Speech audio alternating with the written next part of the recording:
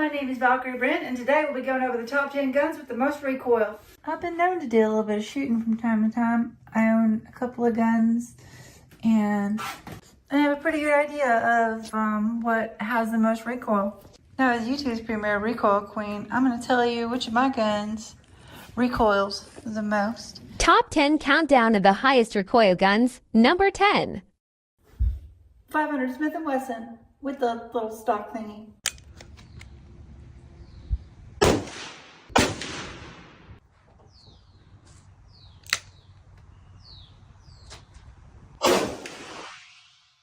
This little bugger fires the 500 Smith & Wesson, which is basically like a pistol round, which is not really a pistol round, it's more of a rifle round, but it's the size of a chapstick. The magnum charge coming out of the little pistol is a lot. I put a stock on it to see how much it recoiled, and it was pretty good.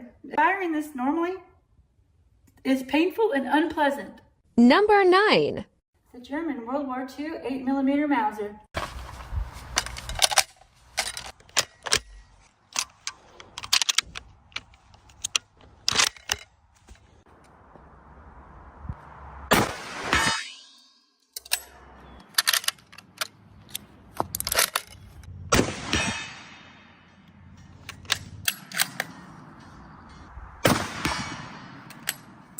This is one of my favorite World War II air guns, and it is so much fun to shoot, but it is pretty unpleasant. It has very stout recoil because the Germans were not messing around when they made the 8mm cartridge. There must have been some really stout fellows in Germany in World War II. I love this gun, and I like the cartridge. It is fun to shoot. You just can't shoot a whole heck of a lot of it, especially because you got this metal stock on here. And this is not doing it any favors. So there you go. Number 8. AR-10s, chambered in 308 or 277 Fury.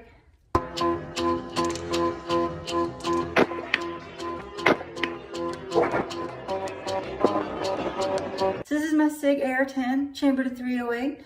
And I rechambered it in 277 Fury because I'm a weirdo and I wanted to see how that performed. And it made the recoil worse, or higher or better, depending on your perspective.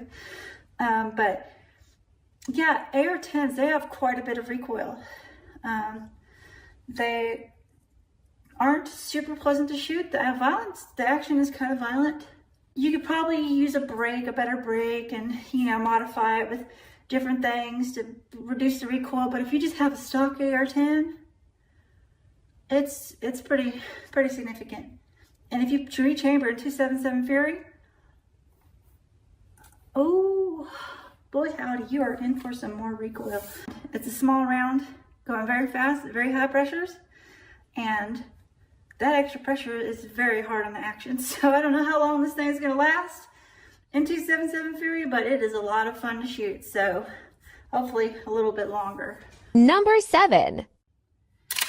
4570 lever gun.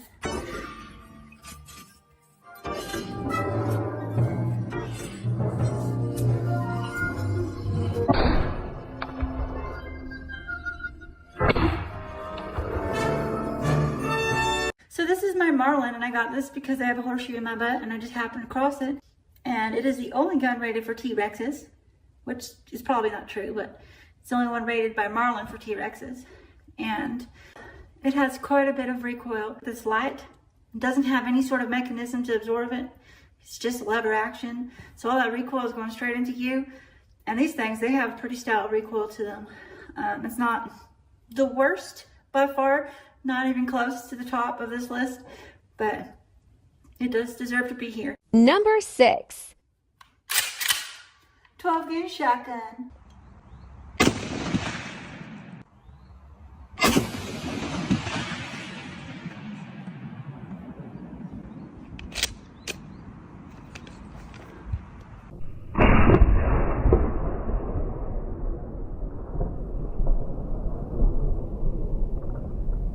This is a Mossberg 500 something, I guess. Your Grandpappy's standard 12-gauge pump action, or a breech load. Not a semi-auto, because semi-autos are different. They're not as bad because they have the motion of the action to absorb the recoil. But I'd say a pump action or a breech load are about the same. If you put a magnum load in here, like a 3.5-inch turkey load, which doesn't fit in this one, you gotta have a gun specific for it. Well, you can put it in here, but you can't get it out. I learned that one the hard way. And yeah, so 12 gauge shotgun. Before we get into the top 5 today, I want to take a second to thank my sponsors. Y'all, that's right, you guys. You guys are my sponsors. You pay my bills through here, through other websites, which is great because I would rather work for y'all than work for the Sonoran Desert Institute. If you don't, you will never be a gun tuber. Never see me at the Gundies because I don't suck the Sonoran Desert Institute's dick. But that's okay because I work for y'all. Number 5. The M200 Intervention, chambered in 408 Chi-Tech.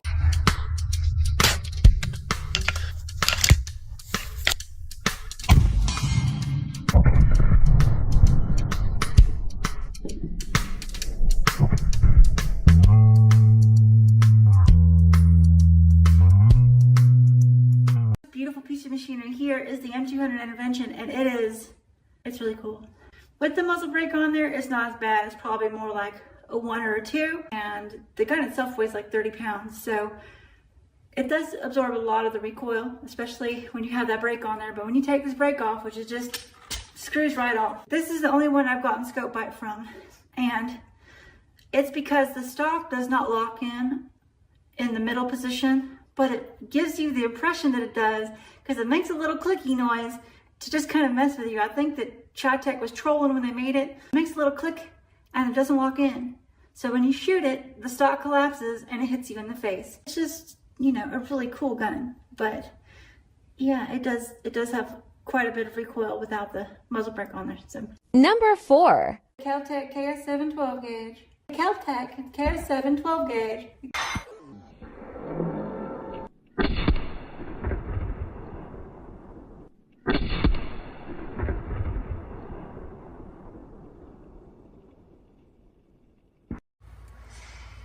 Ow. The reason this one is on here higher is because this is a 12 gauge bullpup, and I don't know what it is about this configuration besides the fact that this thing is extremely light. It is so freaking light. I mean, it's like a toy. The barrel is just so much closer to the action, and it just transfers all the energy right into you. It is a very stout recoil out of this tiny little shotgun. And that's just using standard loads.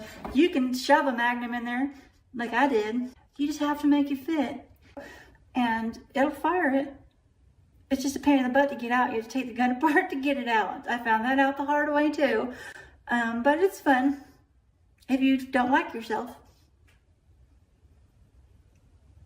KS7, the shotgun for masochists. Number 3. The Christensen Arms 338 Lapua Magnum.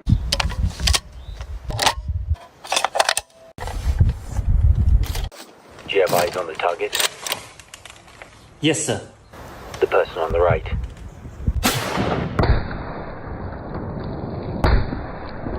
He is my son. You are to protect him at all costs. He's my only son. Hello? 338 Lapua Magnum is already a very stout, long range round, and it has quite a bit of recoil anyways. But they decided to take it and put it in a carbon fiber stock with a carbon fiber barrel, and the muzzle brake comes right off. So again, this is without a muzzle brake, and this thing freaking hurts. It hurts to shoot. It is the first gun on this list that is truly painful from start to finish. I could maybe put 5 rounds through this thing and I'm just done for the day. Very light 338 Lapua Magnum, definitely the lightest one I have. So 338 Lapua Magnum by Christensen Arms. Number 2. Grandpa's 12 gauge double barrel shotgun.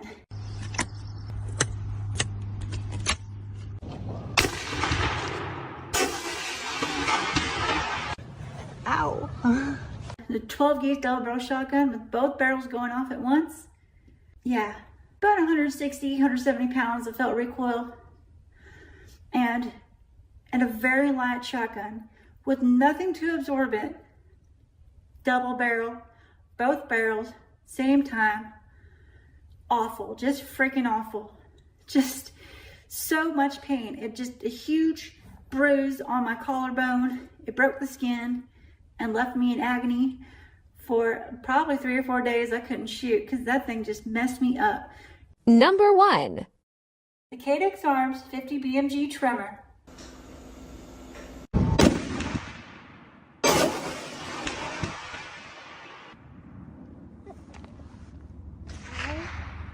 The gun that I've had in more videos than anything else. I have a couple of 50 BMGs and this is the lightest one.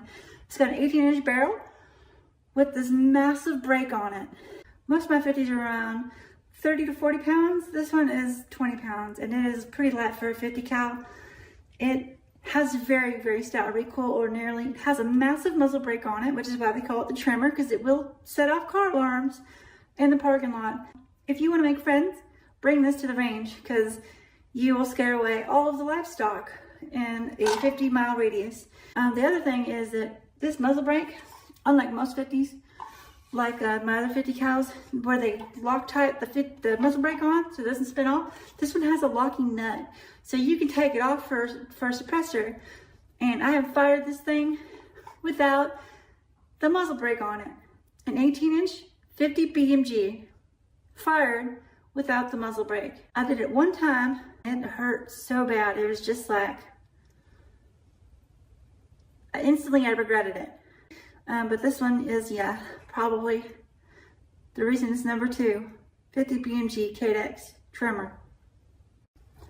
So that's my list of the top 10 most recoiling guns that I've shot anyways, and that I own. There might be more, but I haven't shot them yet, but I'm gonna keep looking for them. So if you've stayed this long, I thank you for staying this long. Don't forget to like and subscribe, and I will see you in the next one.